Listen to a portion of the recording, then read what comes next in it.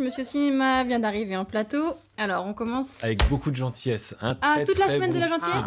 Non, la deuxième partie sera très méchante. Il y a beaucoup de films en ce Une moment. comédie française en mode ludique cette semaine avec le jeu de Fred Cavaillé. Fred Cavaillé, c'est un réalisateur qui avait fait 3 polars dont vous vous souvenez, Le Pour Elle avec Vincent Lindon et Diane Kruger, À bout portant avec Gilles Lelouch et puis Mea culpa avec Gilles Lelouch et Vincent Lindon.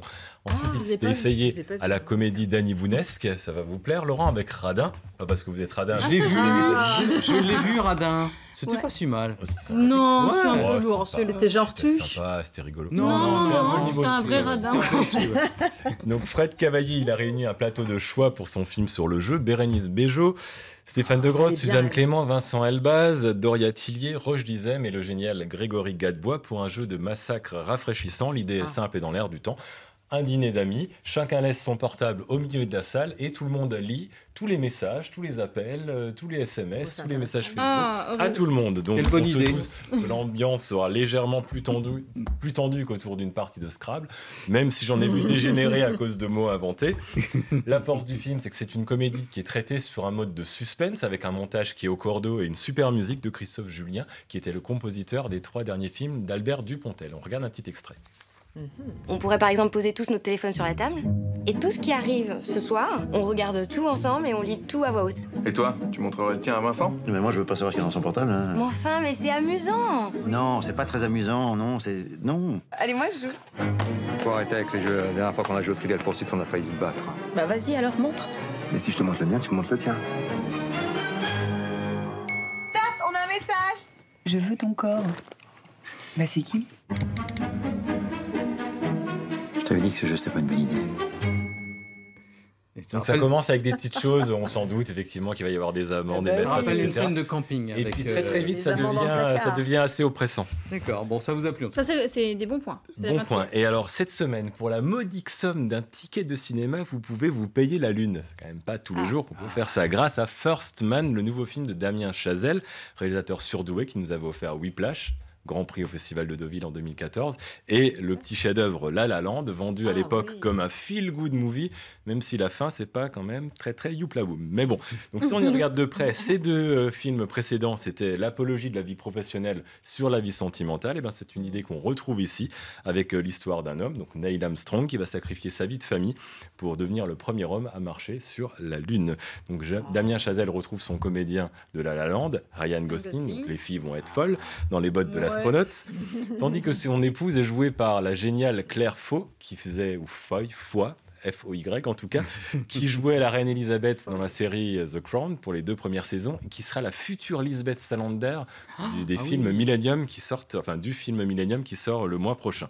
Donc le réalisateur retrouve également son génial compositeur Justin Hurwitz, qui avait fait la musique de Whiplash et la musique de La La Land.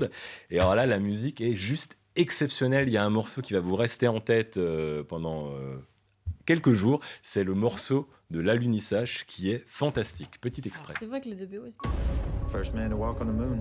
It'll be a hell of a ride. It's a job so difficult, we're gonna have to start from scratch.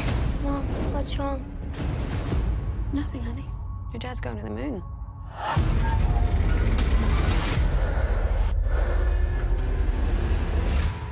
Do you think you're coming back? Bon, ça, Peut-être qu'il va revenir, on ça sait vous pas. nous encouragez vivement à aller le voir. On ne sait pas. Je ne connais pas du tout cette histoire. Voilà, on va passer à du super lourd. Ça s'appelle Le flic de Belleville de Rachid Bouchareb, celui qui avait fait Indigène, avec Omar Sy. Donc à l'annonce du projet, moi, Le flic de Belleville, je me suis dit, tiens, un mix entre Le flic de Beverly Hills et puis Les triplettes de Belleville, le film d'animation.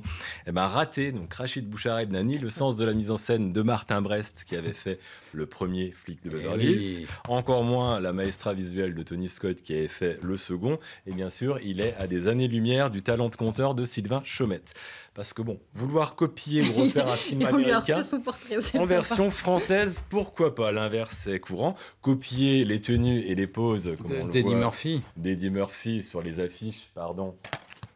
Bah oui, pourquoi pas, ça n'a pas de personnalité mais ça n'a rien de honteux, pomper même la police de caractère du titre pour duper le public crédule. Encore une fois, soit. Mais alors faire un doublage français complètement raté parce qu'ils l'ont tourné en anglais. Ah ouais. On dirait une parodie, tellement c'est mal fait. Ajouter un personnage de mère poule pot de colle totalement insupportable au héros et surtout recopier les scénarios de films qui ont quand même 30 ans, là c'est peut-être un petit peu fort parce Ça que fait beaucoup. rien ne tient la route dans cette histoire de flic de Belleville qui atterrit à Miami pour essayer d'enquêter sur la mort de son ami d'enfance Roland. Vous voyez la chanson? Ah, De Roland. c'est Donc drôle. Omar Sy a beau avoir un capital sympathique qui est relativement fort, faudrait quand même pas trop pousser mémé dans les orties, surtout quand elle est en short. Petit extrait. Vous connaissez Miami? Non. Vous allez adorer. Donc, vous parlez anglais? Mieux que ça, je parle le flic américain. I'm too old for this shit. Danny Glover, dans L'Arme Fatale. C'est formidable. Is that the one you're looking for? And the plane flight, you have access to it? Flight plan. Yes, merci. The plane flight. A flight plan, Ruben. Yes, please. C'est ce que j'avais dit. Donc vous voyez, même pendant la bande-annonce, on voit que le doublage doublage n'est pas synchro, c'est une catastrophe.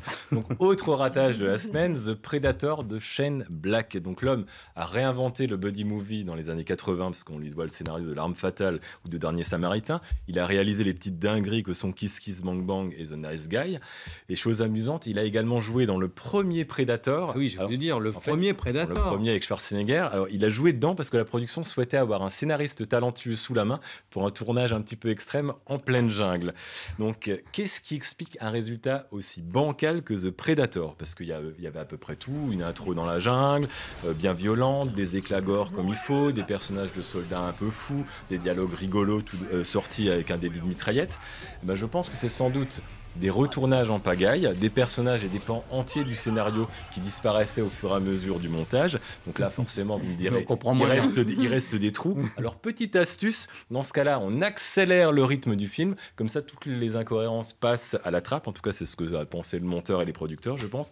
Ajoutez à cela une musique de Henry Jackman qui est paresseuse et qui reprend mal les thèmes d'Alan Silvestri pour les premiers films. Donc moi, je vous propose surtout de réécouter la musique de Predator 2. Ça vous donnera une idée de l'utilisation géniale des percussions pour une musique de film. Bon, Predator, on va pas aller le voir. Alors, on a bien compris, Non, les Bruno. deux premiers, oui. Les deux derniers, non. Bon, Et vous irez voir lequel? je sais pas, je vais aller voir le jeu, ça a l'air marrant. Ouais, le jeu.